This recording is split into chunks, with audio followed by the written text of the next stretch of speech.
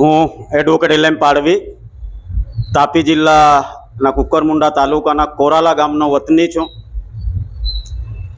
દેશ અને દુનિયામાં જે 9 ઓગસ્ટે વિશ્વ આદિવાસી દિવસ મનાવવામાં આવી રહ્યો છે, ખૂબ જ ખુશીની વાત એ છે કે ગામડા લેવલથી લઈને તાલુકા લેવલે, જિલ્લા લેવલે, રાજ્ય લેવલે અને દેશભરમાં ખૂબ જ મોટા પાયે ઉત્સાહ સાથે આંતરરાષ્ટ્રીય વિશ્વ આદિવાસી દિવસ મનાવવામાં આવી રહ્યો છે.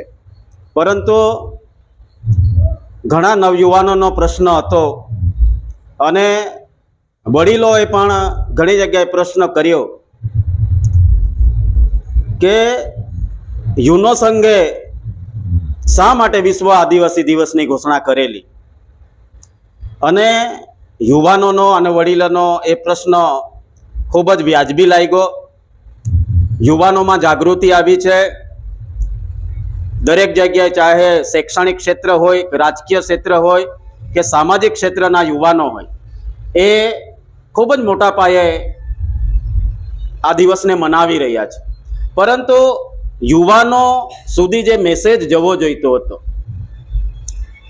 આંતરરાષ્ટ્રીય વિશ્વ આદિવાસી દિવસ મનાવવાની જાગૃતિ તો આવી, પરંતુ યુનોસંઘે જે હેતુથી આ વિશ્વ આદિવાસી દિવસની ઘોષણા કરેલી, એ સંદેશો હવે યુવાનો સુધી પહોંચવો જોઈએ. અને જે હેતુ માટે વિશ્વ આદિવાસી દિવસની ઘોષણા કરી, એ દિશામાં તમામ લોકોએ પ્રેક્ટિકલી કામ કરવાની જરૂર છે. આપણે બધા જાણીએ છીએ કે 1760ના દાયકામાં ઔદ્યોગિક ક્રાંતિની શરૂઆત થઈ હતી.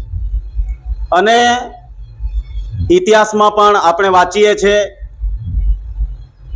અને આપણે બધાને ખ્યાલ છે કે 250 થી 300 વર્ષના જે વિકાસના કાર્યકાળમાં એટલો તો આંધળો દોટ મૂકીને વિકાસ કરવામાં આવ્યો કે પર્યાવરણ તરફ પણ ધ્યાન નહીં આપવામાં આવ્યો, પર્યાવરણને નુકસાન કરવામાં આવ્યું. અને એટલો બધી પર્યાવરણ પ્રદૂષિત થઈ કે વિશ્વમાં અતિવૃષ્ટિ, અનાવૃષ્ટિ, ભૂસ્ખલન, ધરતીકંપ, અકાલ, દુષ્કાળ એવી ખૂબ મોટી સમસ્યા, જે માણસના શક્તિથી કંટ્રોલની બહાર છે, એવી આપદા અને વિપદાનું નિર્માણ થયું. અને દાયકામાં કોલંબસે જે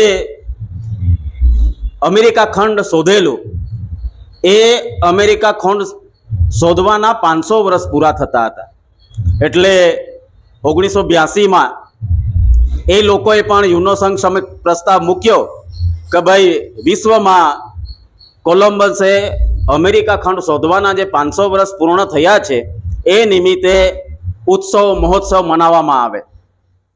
અને ત્યાર પછી યુનોસંઘે જે માનવ અધિકાર સમિતિ છે, એની એક વર્કિંગ કમિટીની રચના કરી અને એ વર્કિંગ કમિટીને રિપોર્ટ રજૂ કરવાનો જે સૂચન કર્યું. તો વર્કિંગ કમિટીના રિપોર્ટ પછી યુનોસંઘે 500 વર્ષનો જે ઉત્સવ મનાવવાનો પ્રસ્તાવ હતો, એ રદ કર્યો. અને એ રિપોર્ટમાં જે આપદા, વિપદા અને પર્યાવરણ પ્રદૂષિત થયું છે, એ રિપોર્ટનો મુખ્ય ભાગ હતો. એટલા માટે યુનોસંઘે 1992માં 192 દેશોએ રિયો ડો જાનેરા, બ્રાઝિલ શહેરમાં રિયો ડો જાનેરામાં પૃથ્વી શિખર પરિષદ મળી. અને એમાં ચિંતન અને મંથન થયું કે જે વિશ્વમાં પર્યાવરણ પ્રદૂષિત થયું છે, જે કુદરતી આપદાઓ જીવસૃષ્ટિ અને માનવ સમુદાયને નુકસાન કરવા તરફ જઈ રહી છે, એનું સમાધાન કેવી રીતે શોધી શકાય. એટલે તમામ 192 દેશોના વડાપ્રધાનો, ધર્મગુરુ, તત્વચિંતકો, વૈજ્ઞાનિકોએ 2 તારણ પર આવ્યા હતા. એક તો જે દેશ પર્યાવરણ પ્રદૂષણ ફેલાવે છે, એને એ પર્યાવરણને શુદ્ધ કરવા માટે, પર્યાવરણને કંટ્રોલ કરવા માટે જે ખર્ચ થાય એ દેશ ભોગવે. અને બીજું કે આ વિશ્વમાં કઈ એવી સંસ્કૃતિ છે કે જે પર્યાવરણને ઓછું નુકસાન કરે છે, પર્યાવરણમાં પ્રદૂષણ નથી ફેલાવતી. તો 192 દેશોના જે બધા જ તત્વચિંતકો ઉપસ્થિત હતા અને એમાં 400 આદિવાસીઓએ ભાગ લીધો હતો. એમાં 192 દેશોના જે બધા જ ધર્મગુરુ, વડાપ્રધાન, તત્વચિંતકોની સામે આદિવાસી સંસ્કૃતિ મોખરે રહી. આદિવાસી સંસ્કૃતિ એક એવી સંસ્કૃતિ છે કે જે પર્યાવરણને નુકસાન નથી કરતી. જલ, જંગલ, જમીન, આદિવાસી સમાજ એને પોતાનો ભગવાન માને છે, એને પૂજે છે. અને એટલા માટે આદિવાસી સમાજે જ્યાં જ્યાં આદિવાસી સમાજ છે ત્યાં હરિયાળી છે, જ્યાં જ્યાં આદિવાસી સમાજ છે ત્યાં જંગલ છે. અને આજ દિન સુધી આદિવાસી સમાજે આ કુદરતના જે 5 તત્વો છે એ 5 તત્વોની પૂજા કરીને એનું સંરક્ષણ કર્યું છે.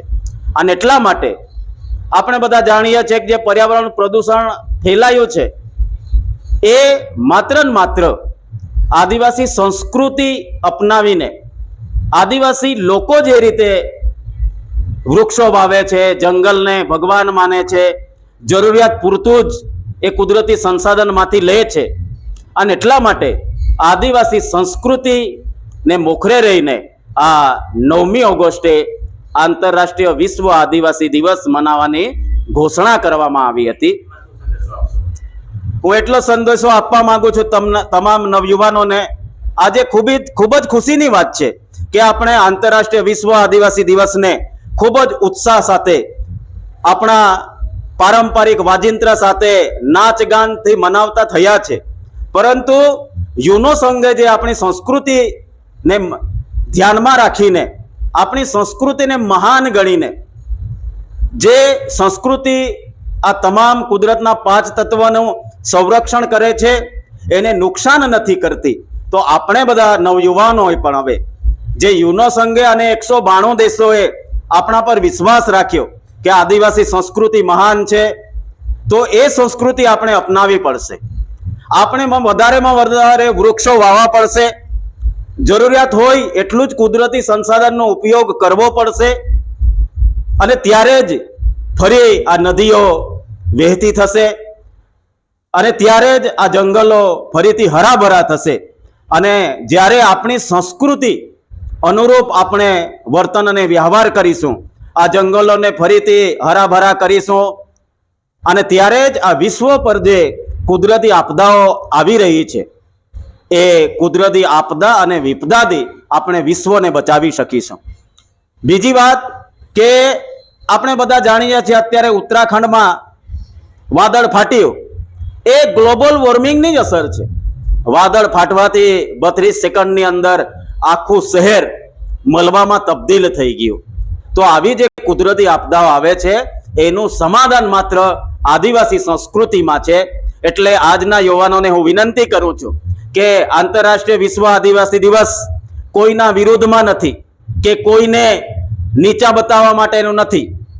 આપણે આપણી સંસ્કૃતિ અનુરૂપ ફરીથી જીવતા થઈશું એ માટે આંતરરાષ્ટ્રીય વિશ્વ આદિવાસી દિવસની ઘોષણા કરેલી છે. સાથે સાથે આ દેશના તમામ અન્ય વર્ગને, અન્ય સમાજના લોકોને પણ હું આ અપીલ કરવા માંગુ છું કે આંતરરાષ્ટ્રીય વિશ્વ આદિવાસી દિવસ માત્ર આદિવાસી લોકો પૂરતો સીમિત નથી, માત્ર આદિવાસીઓ માટે જ નથી, માનવ સમુદાયના કલ્યાણ માટે, માનવ સમુદાયના રક્ષણ માટે, જીવ સૃષ્ટિના રક્ષણ માટે છે. એટલે તમામ જે ભારતમાં ગેર આદિવાસી સમાજ રહે છે, અન્ય સમાજ રહે છે, એ પણ આ વિશ્વ આદિવાસી દિવસ શા માટે જાહેર કર્યો છે એના મૂળ સુધી જાય અને આવતા વર્ષથી અન્ય સમાજ પણ વિશ્વ આદિવાસી દિવસ મનાવવામાં પહેલ કરે.